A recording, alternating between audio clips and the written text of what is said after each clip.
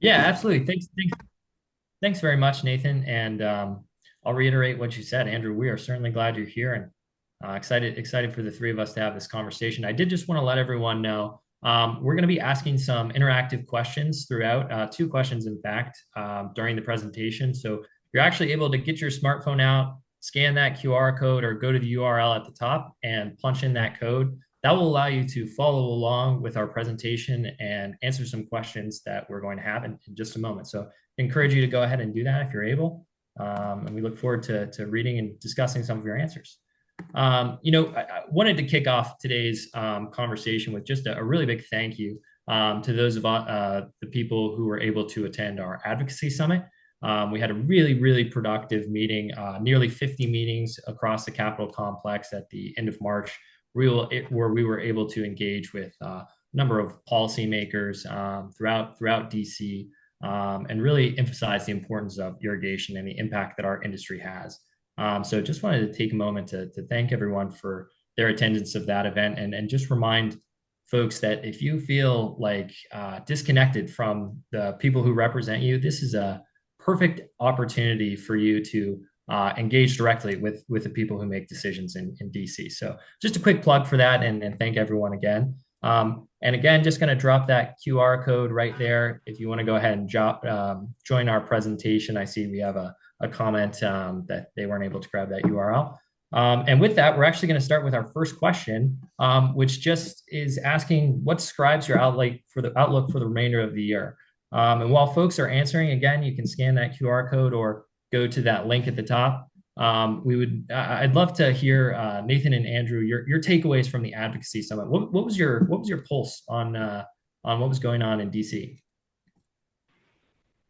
Well, maybe I'll start, Luke. I think one of the things that I took away from our meetings, I think I took two things away. One was there's a lot of hurry up and wait right now on Capitol Hill with key pieces of tax legislation, some of the others. And so there's a lot of priorities that we're advancing on Capitol Hill. And until some of these big things get taken care of that set the stage for the debate, there's not going to be a lot of movement. That said, the other thing that I also really took away is we were talking about our priorities with members of Congress. There was wide recognition of the importance that our industry plays in society, and a real receptiveness on the part of members of Congress and their staff to listening to our concerns and our asks.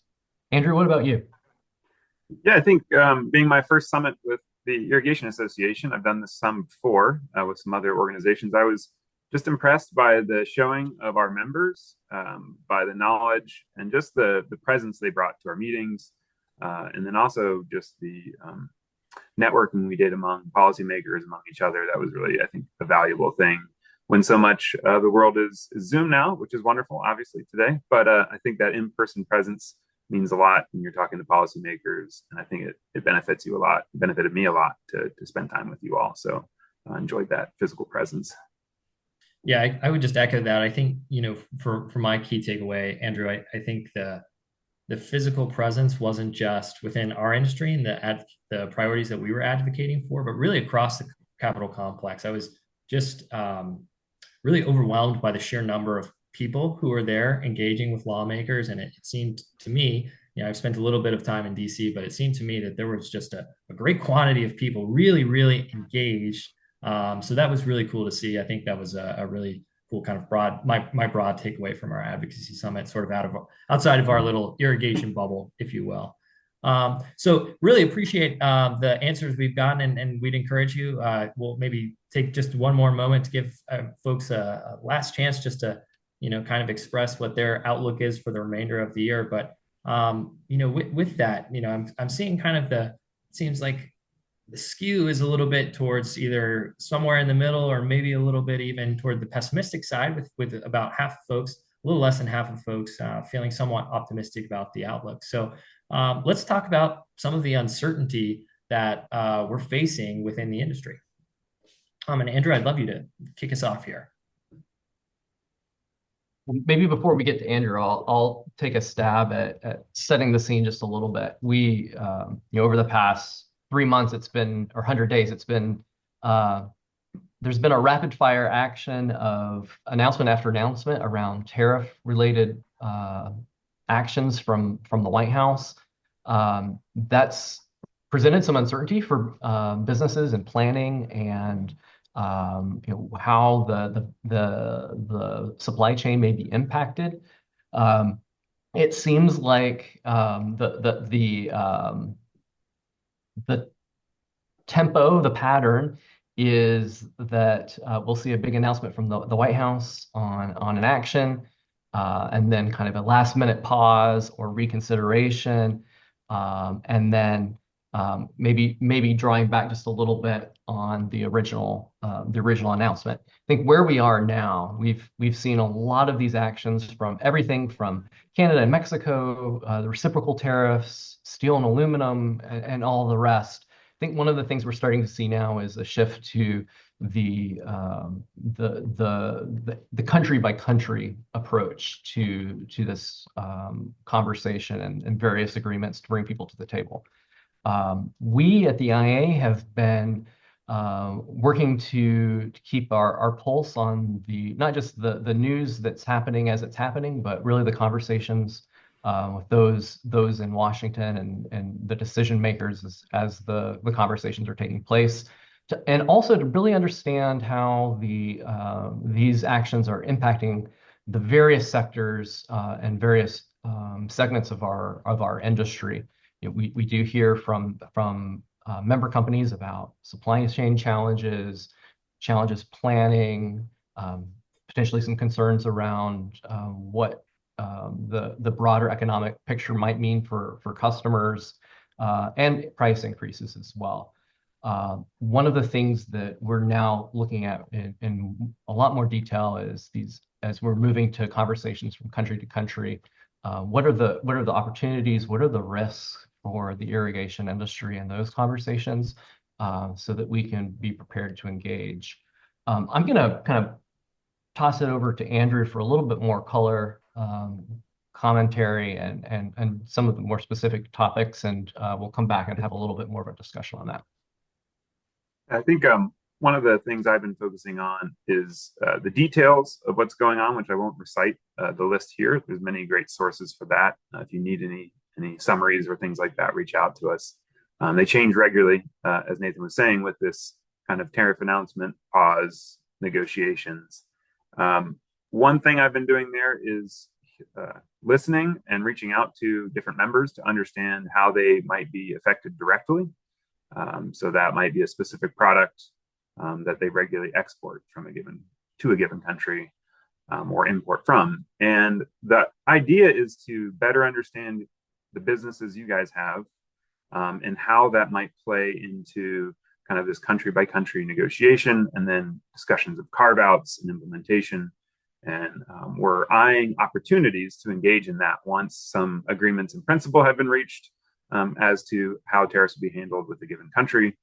There's a lot of details that will then follow from those agreements in principle. And so how could we engage effectively based on specific concerns we have as an industry? So I've been doing research. I've been having conversations with you all. I would love to have more. So if there's something on your radar that you want us to be paying attention to, we'd love to hear from you. And that will hopefully inform where opportunity comes, which we think at some point there will be more of a longer term detailed approach to some of this, rather than the rapid fire approach that we've seen so far. So would love to hear from you on that. And then there's the indirect impacts, which you all are very aware of, everything from ag exports and commodity prices and how that affects businesses that we serve, how the housing industry is affected on the landscape side. So we're keeping track of that. But I think some of the bread and butter and the unique value add we hope to bring is really getting a firm grip on the challenges you all face, and then how we can engage on those pieces. And Andrew, I would just reiterate for those of the folks who've joined us today, we're here working on behalf of IA members and the broader irrigation industry. And one of the things that really helps us do our job better is to hear from you all the impacts that you're seeing, the challenges that you're seeing. And so please feel free to reach out, engage with with Andrew, who's kind of leading our trade portfolio, or the rest of the policy team too. Happy to help and happy to get it's really important for us to get that sense of what's impacting what you all are facing. I think one of the things that we're moving into a little bit of a new phase, the first 100 days, this administration staffed up really quickly. The president's cabinet was nominated and confirmed very quickly, especially compared to the first Trump administration. And one of the things that we're turning to now is the sub cabinet nominees are beginning to be considered by Congress and or the Senate and confirmed. And that's going to be really important for us as we engage kind of in the coming weeks and months, because we have some really good relationships with key people who are who've been named to important kind of trade and policy related jobs at USDA, at the U.S. Trade Representative's Office. And as they're confirmed, we'll have some really, I think, impactful opportunities to engage with those decision makers, and we look forward to doing that on behalf of the industry. I guess before we move off of this, again, reiterating, keep us, reach out, engage with us, let us know how things are impacting you and what you're seeing there on the ground to help inform our strategies around engaging with these decision makers. Yeah, really well said, Nathan. I always try to remind people, it may seem like the day to day to you, to you because you're doing it, but for us, every little piece of information we get really helps inform our strategy. So again, I just reiterate what both you and Andrew said there. And let's talk about some agency changes and some appointments here. Let's talk a little bit about NRCS. Yeah, well, as we look at the various agencies that we work with, we have there are a few that are really critical to us in the irrigation industry. One is the U.S. Department of Agriculture, the Natural Resources Conservation Service, which really helps advance adoption of efficient irrigation. We're really excited that there's a new chief of the NRCS, Aubrey Betancourt, who has deep familiarity with the irrigation industry. She comes from the irrigation industry most recently, and so we're looking forward to the opportunities to engage with her. I think one of the challenges that we've seen the past 100 days, there've been a lot of attention in the news about Doge and some of the programmatic impacts that has had. We are looking and we are engaging around potential changes to staffing at these key agencies.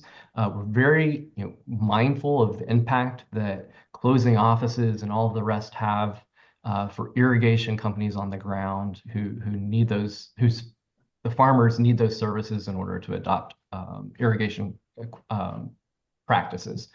We're looking closely at the funding picture, and we have a lot of really good opportunities around some policy changes.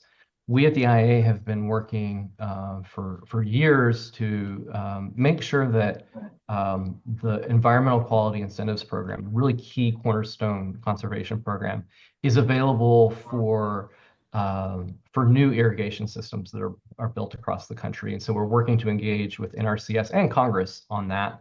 And we're also working on advancing the opportunities for those in our industry, especially those who hold a certification that demonstrates their professional excellence, to be able to participate in some really key programs with NRCS that help drive adoption of efficient irrigation practices. We have some great opportunities engaging with NRCS, and we're looking forward to that and really deepening the relationship between our industry and the policymakers here in Washington. Andrew, anything you want to add to that? Yeah, I think I'd just add, one value add that we're bringing on these discussions is, we have the time to research, to plan, to formulate policy proposals, how we would affect changes that are important to your guys' businesses. For example, on the irrigation history requirement or the 2.5 rule that Nathan mentioned, I was working on that just this morning, going through some of the legislative and some of the rulemaking history on how we came to that, the rationale, and why we think changes should be considered there. And so I think with new staff, like the new chief here, we have a good opportunity to have some conversations.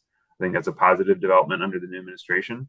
And I think what we would ask for you, if you have ever any examples, we can provide kind of all that people power to research and to plan and propose and have conversations, but the power of a good story is undeniable. So if there are particular pinch points, whether it's related to that or any office closures or staffing issues that you have, we can do a lot of the legwork for you and some of the bigger picture work with your help. But those stories, are really impactful in these kinds of discussions. So again, the theme of we want to hear from you so we can better serve you on these areas.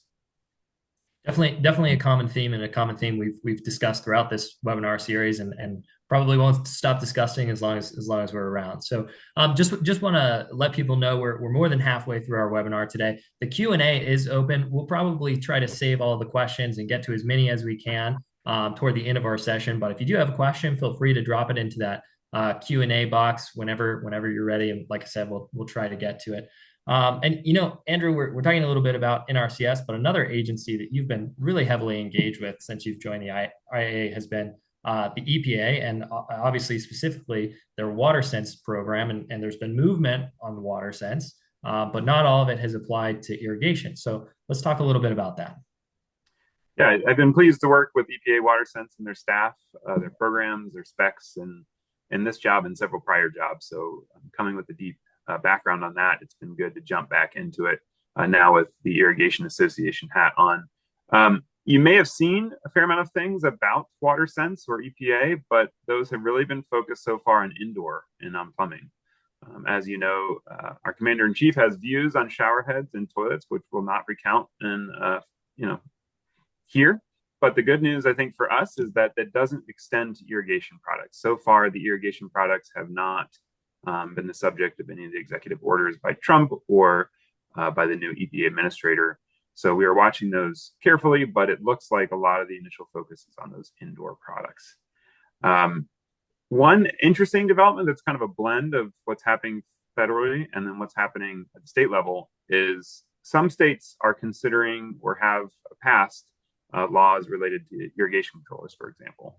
And while we could talk another day about whether that's a good idea in general, the good opportunity presented by WaterSense is that if there are these types of regulatory or incentive programs at the state level, we can point to WaterSense as something our industry has worked on and partnered with EPA and developed something that we think works well, both for the goal of saving water and for the industry. So in that sense, we're going to continue to support WaterSense, but also hold them accountable, where there's areas we have disagreement. But I think that partnership remains strong. We've had good relationships with staff, and we're going to be engaging some kind of at the more political level within EPA to express kind of the areas where we see a lot of support among our members, and then some areas where we want to encourage them to continue to pause or to think about things differently. So in terms of early activity, not a lot of changes yet for the irrigation products and programs. Excellent. Thanks for that update and recap, Andrew. And I want to keep moving along, and just really briefly, in the interest of time, I'm just going to hit labor really quickly. This is an obvious area of concern and opportunity for our industry, and has continued to from administration to administration. We continue to advocate for a strong and accessible H-2B program. There were some challenges earlier in the year in March with getting reporting and trying to have a really clear picture of whether or not the cap had been hit on the H-2B side. We're continuing to advocate for a really streamlined process there. I think what we've seen is a lot more signaling and less action. So we'll just continue to advocate for kind of the same priorities from the H-2B perspective, because we hear you, we understand labor is a concern, and we want to try to address that as quickly and effectively as possible. That said, if you take advantage of the H-2B program, tell us about your challenges, tell us about what works, what doesn't work. Again, this is an area where we advocate, and the more information we have, the better we can serve the industry. Again, moving right along, we're going to go into another question. So if you can get out your smartphone, we would love to hear about what concerns you most in terms of what's going on in the industry. And again, you can join using that link there at the top in the code, or you can scan the QR code. I'd love to just a simple word cloud. So we'd love to hear, what concerns you. And while we're kind of waiting, I think we can actually probably take a couple questions here. Um, One of the questions that we got was, can you tell us how receptive policymakers were to supporting the Water Conservation Rebate Tax Parity Act? I'll take a first stab at this. You know, when we were on the Hill, a big focus of lawmakers was obviously reconciliation and starting to plan for how to keep the government running, how to keep the lights on, so to speak. So that was the only real negative feedback that I received when discussing the Water Conservation Rebate Tax Parity Act, which of course would put water rebates on parity with energy rebates. That's the most simple 5 second answer I can give to describe that. But overall, I think both parties or both lawmakers from both parties are very receptive and generally supportive of the bill. It cuts Just red tape. Yeah, Andrew, sorry, go ahead. yeah, just 20 seconds to add to that. Yeah, We've please. continued to work. There's a group of stakeholders, Plumbing Manufacturers International, the Association of Metropolitan Water Agencies, IAPMO, Lines for Water Efficiency, that are working on this. And we are working with them to kind of continue that support beyond the summit and figure out opportunities. There's two bipartisan bills. Sponsors and co-sponsors continue to be added. So there's some progress and, some chance it will get added to reconciliation this year. And we continue to work to that end. Absolutely, well said. So getting a lot of answers here, and obviously, the word cloud displays the answer that was answered the most. So tariffs, uncertainty, obviously not too much of a surprise from that perspective. Okay, so we're going to move right along into our rapid fire round. So Nathan, Andrew, I'm going to toss these questions to you, and again, 20 seconds, let's say 20, 30 seconds, kind of Jim Cramer, Mad Money style. Let's talk about the big beautiful bill. Nathan, go first. Yeah, there's been a lot of movement on this over the past week or so, and we're hearing that things could really pick up steam over the next few weeks. This is the big comprehensive reconciliation bill that will likely include some pretty significant changes to funding levels for key programs. You've probably seen a lot about Medicare in the news. The other thing that this will also include are changes to the tax code. We've been advocating for several changes to the tax code that would help facilitate increased investment and research from businesses in our sector and others. What we're hearing right now is that those are poised well to make it into a final bill. And so we'll be seeing quite a bit of conversation over the next 4 to 6 weeks on this here in Congress. I think the president's going to play a really big role in this conversation. And I'm going to skip over Andrew to talk about the Farm Bill because these are really closely related. The Farm Bill, we're on a second 1 year extension. Started as a 2023 Farm Bill, now we're 2025 Farm Bill. There's not going to be a lot of movement, if any, on the Farm Bill until the bigger conversations around the budget reconciliation, the tax package are finalized. And so we expect once that happens, the reconciliation package, people are talking about July 4th as kind of a target date. We do anticipate that we'll start seeing a little bit more movement on this kind of over the summer. I think the big question is whether Congress can get this across the finish line by the end of the year. I'm not going to rule that out, certainly. And if the bigger questions can be answered, the path becomes a little easier. But getting a farm bill across the finish line requires bipartisan support in both the House and the Senate. And right now, it's a little uncertain what that might look like. But Memorial we're Day continuing. deadline, Nathan? I'm Possible? sorry? Memorial Day deadline for reconciliation? Think it's going to happen? Memorial Day? No. July 4th, maybe. Okay, fair enough. Ambitious from the start, right? All right, Andrew. All Rapid right. fire. We'll see if you can do Water better. regs. Water regs. So under the Trump administration, we've seen kind of a focus on the fundamentals when it comes to EPA and other agencies' regulation on water. Seen a lot of executive orders. I think you see some ping pong balls that have been around. I feel like this game's been going for a while. Waters of the U.S. and all sorts of different things that keep going back and forth. I think the takeaway is if there are new regulations or executive orders that strike a better balance for our industry. Our goal would be to help get those finalized in an as durable state as possible before the end of this administration. Excellent. Well said. Very snappy. All right, let's talk about some takeaways just in general. It's Trump's first 100 days of the second Trump administration. Nathan, or Andrew, why don't you take that sort of first idea? What are some takeaways?